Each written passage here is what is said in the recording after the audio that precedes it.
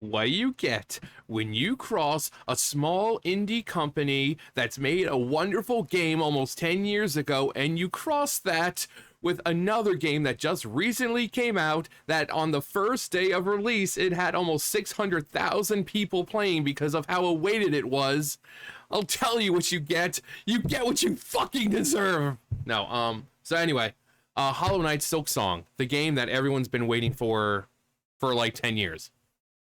For 10 years. This Hollow Knight, the original, it came out like 10 years ago. It's hard to believe that, but it was like 2015, 2016, that game came out. And it's a great game. I was playing it on, for videos for a little while, but then I did something naughty. I kind of just started exploring, and before I knew it, I'm getting power-ups and all that, and I'm like, oh, well, I wanted to record like my entire journey, like every power-up I get, but I'm like, okay, well, no point doing this now. So, I mean, I just continued playing, and I pretty much beat it. It's a great game. The hand-drawn art style, smooth, how smooth it looks, but also really smooth controls. The music's great. The characters you actually do have are memorable, especially this bastard right here. And they're like, oh yeah, we're gonna make this game, and here it is, 10 years later, they finally come out. Now, there are some people who are complaining that it's launching at like $20, but in a day and age where you have AAA games being released for like $70, $80, a game of this quality, $20 is a steal. Because it's not like a game you're going to be able to sit down and do, beat in one sitting. It's going to take you a bit. So $20 for that kind of game, it sounds like a deal. But Hollow Knight Silksong becomes gaming's biggest surprise hit of 2025 with over 562,000 peak players. And you want to know why it's doing so well? Because it's a fun game. No political bullshit. No ugly characters for the sake of, making them ugly.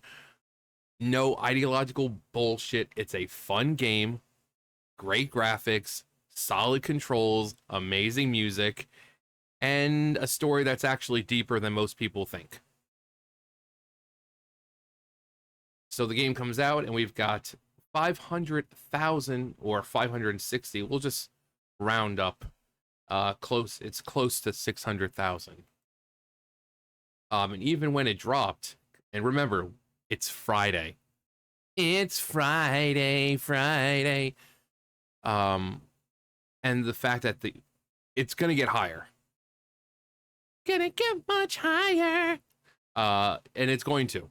This is one of those games where, other games people say, oh, well, the player count will raise on the weekend, but then it never does. No, this is going to raise.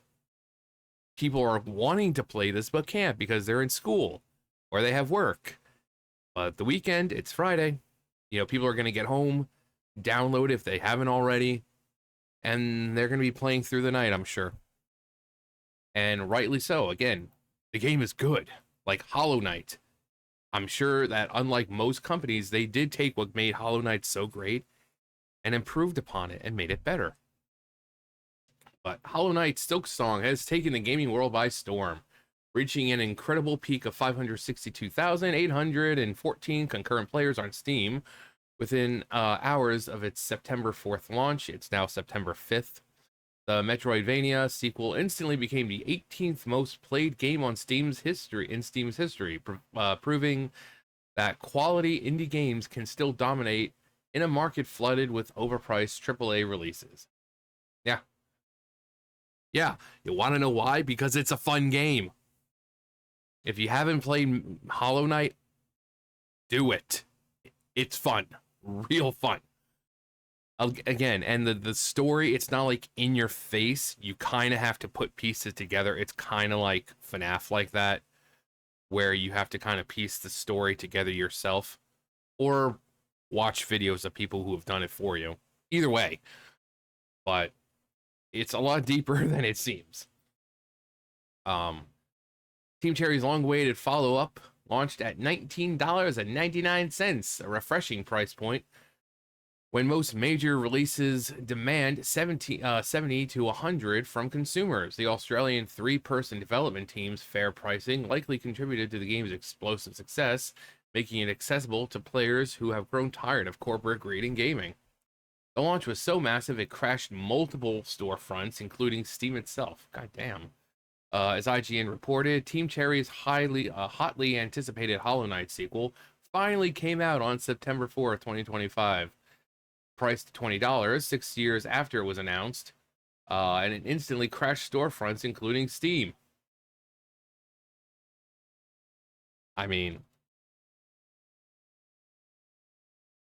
2017. Yeah, so almost 10 years. Like, but almost a decade since it came out. Launch was so much. What makes Silksong's success even more remarkable is how it caught everyone off guard. The game appeared to gain popularity out of nowhere, despite being a sequel to the beloved 2017 original. While Hollow Knight built a dedicated fan base over several years, Silksong exploded immediately, just like a lot of the weirdos after finally getting a taste of their queen. Or they exploded. And nowhere's Hollow Knight, Silksong exploded immediately upon release, suggesting the indie platformer market isn't as saturated as critics claim. Reddit's gaming community has been dismissive of Silksong's, but of course, it's fucking Reddit. What do you expect? With many users claiming the platformer market was oversaturated. Those predictions proved spectacularly wrong, as players flocked to Team Cherry's latest creation in unprecedented numbers. Let's see what it says. Last year, my best friend quit his full-time job to chase his dream and make a fully fledged video game. Today, he just released a trailer, and it looked beyond amazing.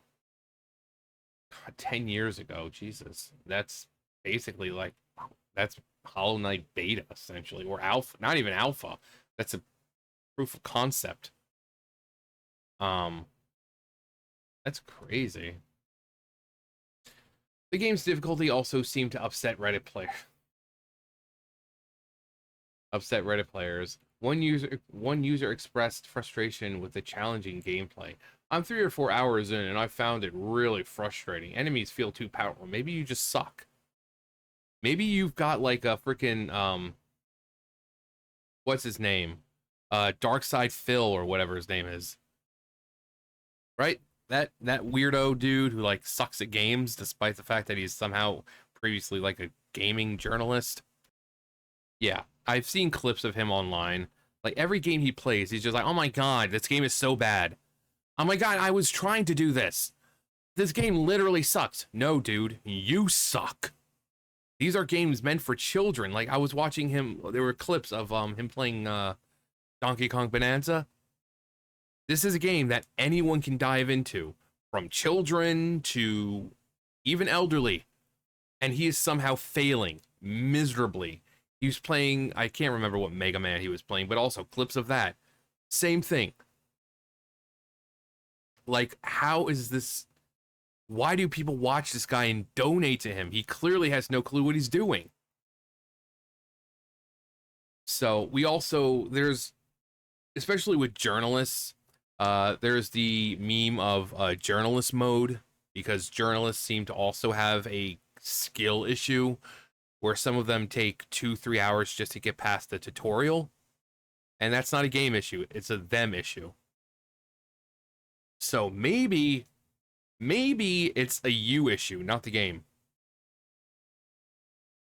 The game actually requires you to think about what skill you're going to be using, about, you know, watching their pattern and learning their pattern. It's not hard. You just have to learn it. I know. A game you can't just mindlessly go into, like,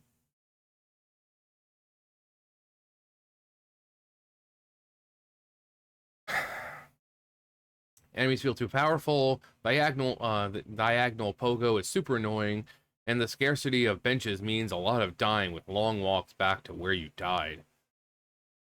The same player continued, I wish I could put moves on one single input as opposed to everything feel like a fighting game input. You need to move to the right midair and also hit down and then attack and hope your fingers put the control stick in the right spot for the tiny window when you might hit when you hit attack. However, this difficulty appears to be exactly what fans wanted. The player admitted, I beat the first Hollow Knight, so I know I have the skill somewhere, and ability to scream in joy after dying to a boss 40 times in a row before finally winning. But I'm an old man now. My reflexes are slowing down. Get good, scrub. Despite the complaints, the same critic acknowledged, I'm not giving up. The game is too fun despite all this. I just wish it was less punishing, or had the option to make it less punishing. Team Cherry's reputation for doing right by the customers extended beyond pricing. The studio released Silksong DRM free on GOG at launch and honored promises from their original Hollow Knight Kickstarter, providing free copies to backers. Nice. They even announced a free upgrade for the upcoming Nintendo Switch 2 version. This consumer-friendly approach has earned Team Cherry massively goodwill across the gaming community. Even in piracy forums, users urged others to buy the game instead of downloading cracked versions. How awesome of a company must you be for like the pirates to be like, you know what, guys, you need to go download this legally, go pay for it, go buy, just support them. One pirate wrote, first game I've bought day of release in a decade, probably. Another added, it's a 3 to 4 person team that has done right by their fans at every turn, making sure the PC releases in DRM free, making sure all original backers of Hollow Knight get Silksong free on their choice of platform. This is a time where we can afford to support them. Well, we should. How awesome is that? They're getting the fucking pirates to be like, you know what? I'm gonna shell out the $20. You know, it's not like these other companies where they're asking for an arm and a leg for some crap game that's going to be maybe 30 hours or less. You know what? This company is good. They've done right by the community. We're going to support them this time. Now, I mean, I don't know how that hurts their image because, like, well, now they've caved in and actually supported something. So are they technically pirates anymore? The original Hollow Knight became a sleeper hit after its 2017 release, eventually selling over 3 million copies worldwide. The game's hand-drawn art, yeah, its atmospheric soundtrack and precise platform mechanics earned critical acclaim and a devoted fan base who waited 6 years for the sequel. I mean, I think I said it was like a decade. It feels like a fucking decade. But then again, I'm thinking about games like fucking Kingdom Hearts. You know, it's like, hey guys, Kingdom Hearts 3, and then like fucking 10 years later. But yeah, solid. Everything was solid. You know, most places didn't really have music. It was just like atmospheric, you know, like the buzzings, or, you know, if you go into a place where there's water or something, you know, you get that. And it was just really immersive. Solid controls. So if you suck at this game, it's a you issue. Because everything there is already put in place. So it's a you issue. If you think this is the kind of game where you can just go in and just mindlessly slash at things, that it's not. You need to think. You need to think. You need to plan. You need to learn their attack style and their you know, routine. And yes, it may take you a while. It doesn't mean it's hard. Silksong follows the character Hornet from the original game, offering a standalone experience that newcomers can enjoy without playing the first title. The game features new abilities, expanded combat mechanics, and Team Cherry's signature blend of challenging gameplay with stunning visual design. Yeah, like this is a chick who's like helping you, but then like not helping. It's like the freaking I don't know, Vegeta or Sasuke or Hiei or something. It's like, I'm your friend right now, and now I want to kill you. But I'm still your friend. But now I'm gonna try to kill you again. You know, it's kind of like that. The success proves that gamers will still hunger like Frostmourne. Frostmourne hungers for quality indie experiences over bloated, expensive AAA productions. While major publishers chase live service models and microtransaction revenue, Team Cherry focused on crafting a complete, polished experience at a fair price. You get what you fucking deserve. With true player counts across all platforms, likely much higher than Steam's numbers alone, Silksong stands as 2025's most unexpected gaming phenomenon and a testament to what small, passionate development teams can achieve. Who would have thought making a quality game that was 75% cheaper than most of the slop out there without being spiteful to their audience would be successful? Game is too hard. Yeah, get good. That's what I said. It's like, get good, scrub. Don't waste the raid's time not being on your game. That's what I said. I was like, get good, scrub. But yeah, I'm glad to see it's doing well. They deserve it. The game deserves it. It's a really good, I can't say franchise because it's only the second game. But if you haven't, I don't even know what Hollow Knight is going for right now. Hang on. All right, so we got Hollow Knight, and it is yeah.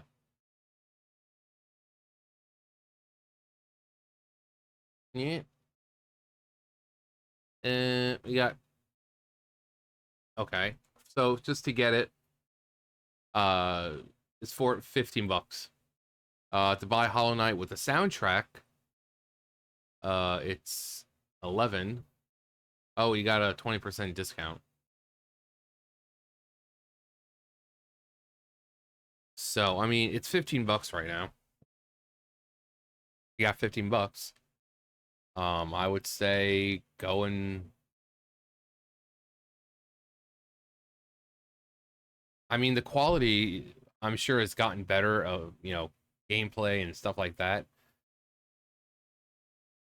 But it's a real fun game. And again, it's not just I'm going to go around and just slash at everything. Like these bastards right here. I hate those fuckers. I hate them so fucking much. And then you have enemies that, or NPCs that look like they're nice, and then as soon as you approach them, they just fucking try to kill you. So it's not just I'm gonna go in and start slashing at everything.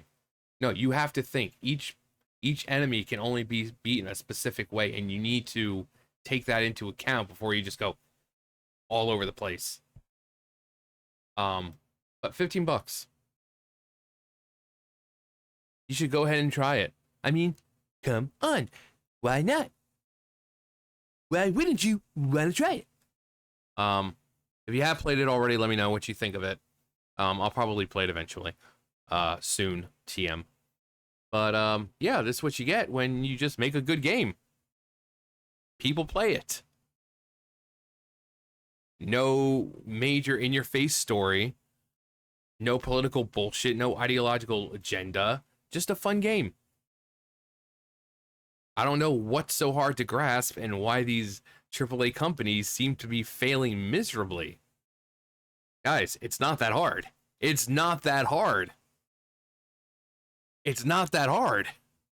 Like my wee-wee. Anyway, that's going to do for me. You guys know the drill. I'll see you guys later. Bye, guys.